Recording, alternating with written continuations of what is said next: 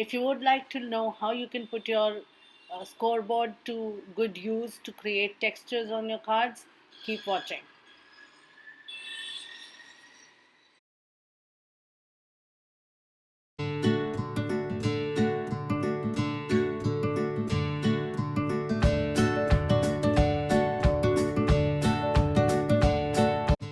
Hi and welcome to my channel. This is Seema here, and today we are doing a little bit of a different tutorial. I got a new tool in my stash, which is this mini scoreboard from Dress My Craft. Now, before I begin, I must let you know that this is not a sponsored video, but I really liked this tool, and I was not aware about all its features, and it was a nice surprise that when I saw this envelope making tool at the back, and also these embossing uh, tools. So, just letting you know upfront that this is not sponsored. I am just sharing this video because I found this tool to be very economical for people who are starting out on and very handy because it's small and I can keep it on my table all the time and grab it as and when I need it. So basically this is a scoring board, and for those of you who are not aware, this is used for creating creases for making folds. So even if you are doing any kind of paper crafting, gifting, wrapping, anything, you can create lines as per you know you have grooves like this on the board at every eighth of an inch, and you can create, just follow along with the tool that has been given on the top, which is a bone folder. You just make your lines, and then you can fold your crisp cards and other paper crafts. So this is how you basically use a scoring board, and this is very handy for paper crafters. Any kind of scoring can be done on it. So let's start with making a very basic envelope, which can be made with by anyone. I'm just scoring at half an inch. Now you will see that it's not long enough. I have the big one, but I'm trying to use the small one for this particular purpose. But you see, the moment you have half the way folded, it's easier to fold ahead and it will go straight because it continues that fold. So now I'll go ahead and score it at 2 inches, then at 5.5 inches. This is I'm trying to make a cash envelope or a shagun envelope as we call it. So 5.5 inches, right? This board has 5.5 inches on the top and 7 inches on the bottom. You can see how it folds very crisply. So basically this is how you will make an envelope, a very simple envelope that you can easily make. You can fold cards, you can do many things with it. Here I'm just trying to get a 2.5 inch there, and I'll cut this part away. This is also an A4 size, regular A4 size paper. So I don't need the complete paper for making a shagun envelope. I could use it, but I don't need it. I'll be cutting off the two outer sides and just have a flap in the central part. And once you glue it down, you have an envelope ready. Now this is a regular envelope that you can easily make. Besides this, there's a envelope guide at the back. I will show you how you can use that also to make envelopes that are more professional looking, the ones that you find in the market.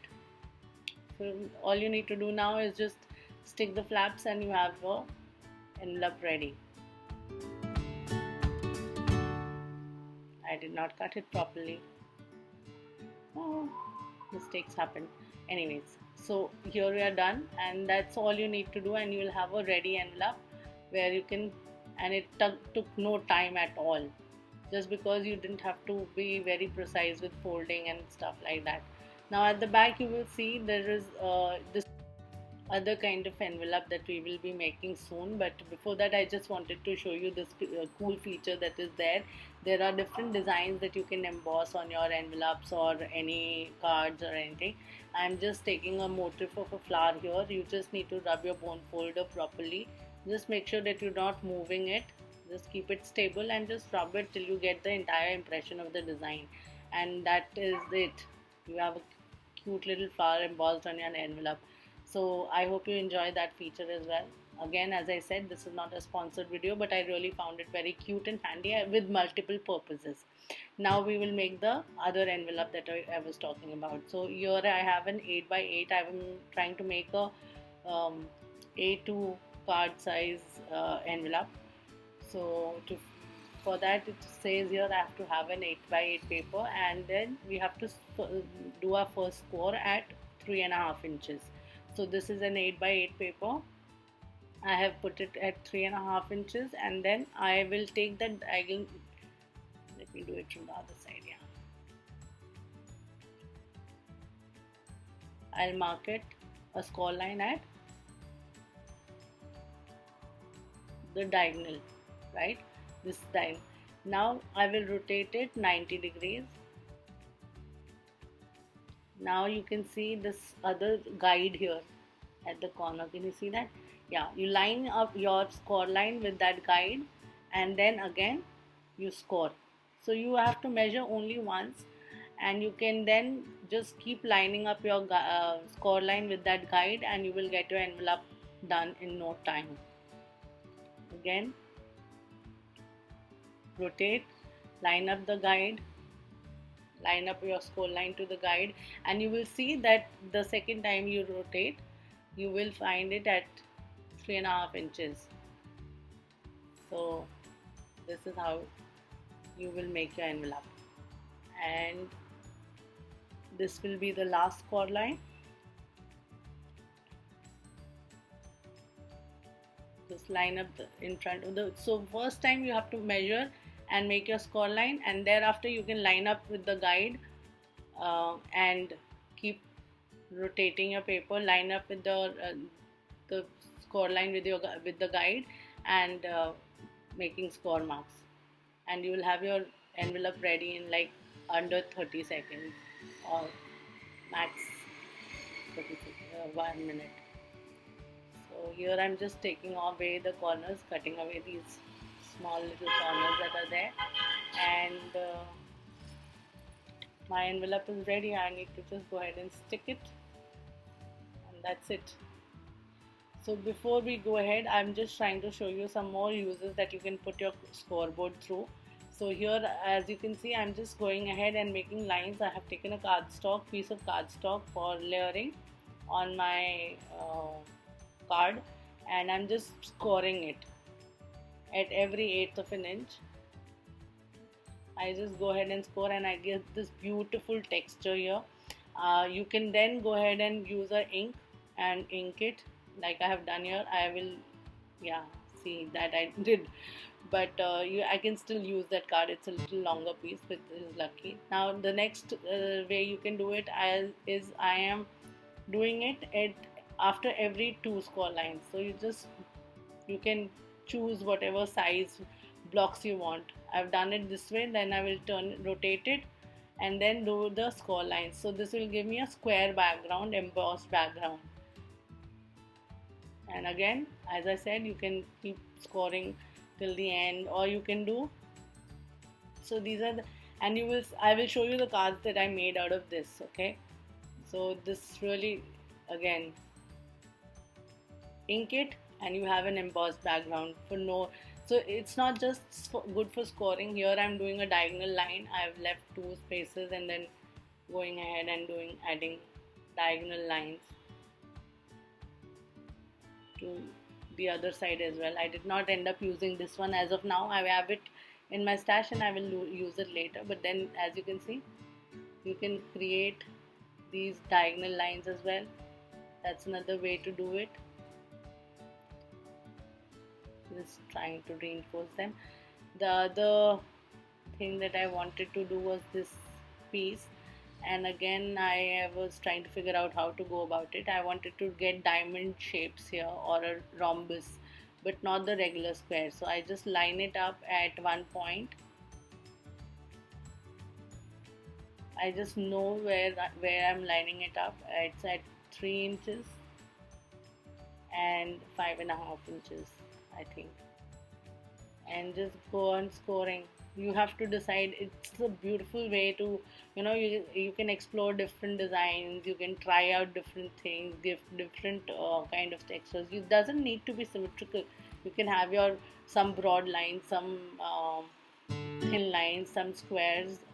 You can create a plaid kind of a look as well, with thin stripes and broad stripes in a combination. So there are various ways that you can use this particular score tool or scoring board to create different textures. You do not really have to have embossing folders to get textures on your besides this, just a quick tip, you can even use different items in your home to create textures around you can just emboss with different things, and you will get different impressions on different things, and you'll get. But this is a very simple and quick way to get it done, creating some background instead of just keeping a plain layer.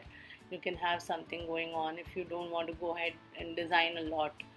Like I will show you at the end of this video, I'll show you the cards that I made out of these papers, and they're very simple cards, but they just because there is something in the background, I just went ahead and lined up, just making sure that I have it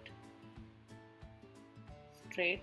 I can leave it at the diagonals also, but then I wanted to create those square or diamond like things, so I was just trying to figure out where to keep it. As I said, you can explore all that much you want and just try to make it straight. Whatever you want, if you have a diagonal line, you can use diagonals too, like I'm trying to do here. And I did line it up on the opposite side just to get the right diagonal and scored it.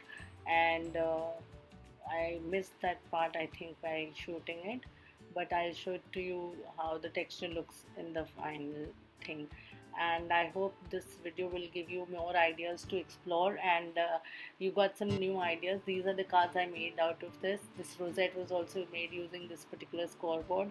So I hope you enjoyed this video, and if you did, please do not forget to like, share and subscribe to my channel. I try to post videos out every two videos out every week, and if you're new here, we will be really happy to welcome you to the family. So do consider subscribing. Have a wonderful day ahead. I will see you next time. If you have any questions, please write it in the comments below. I would love to hear from you. Bye bye.